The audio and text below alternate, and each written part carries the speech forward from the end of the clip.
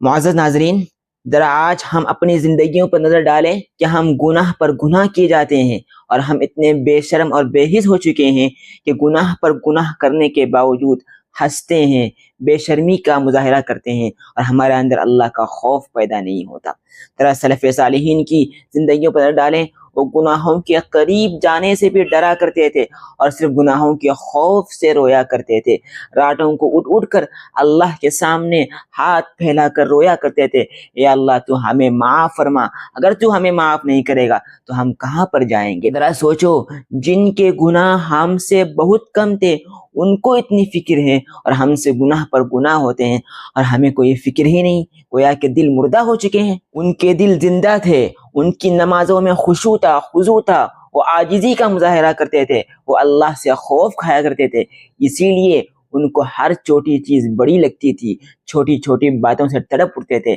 آج دیکھیے گناہوں پر گناہ ہو رہے ہیں اور کوئی فکر ہی نہیں۔ ان کے دل زندہ تھے، اس لیے ان کو ہر چھوٹے گناہ بڑے لگتے تھے، پہاڑ جیسے لگتے تھے، اور آج ہمارے دل مردہ ہو چکے ہیں، اور بڑے سے بڑے گناہ بھی، پہاڑ جیسے گناہ بھی کوئی معمولی نظر آتے ہیں، چھوٹے نظر آتے ہیں۔ جلیل القدر صحابی حضرت عمر بن خطاب رضی اللہ عنہ فرمایا کرتے تھے، اگر آسمان سے اعلان ہو جائے کہ تمام لوگوں کی مغفرت کی جائے گی سوائے ایک آدمی کے، سنیے الفاظ کو سنیے، سوائے ایک آدمی کے، تو عمر بن خطاب فرماتے ہیں مجھے یہ ڈر ہے کہیں میرے ساتھ ایسا نہ معاملہ ہو جائے۔ کون؟ عظیم صحابی رسول جس نے اسلام کے لیے اپنی جان نچھاور کر دی، جن کو امیر المؤمنین کا خطاب ملا، جو حق اور باطل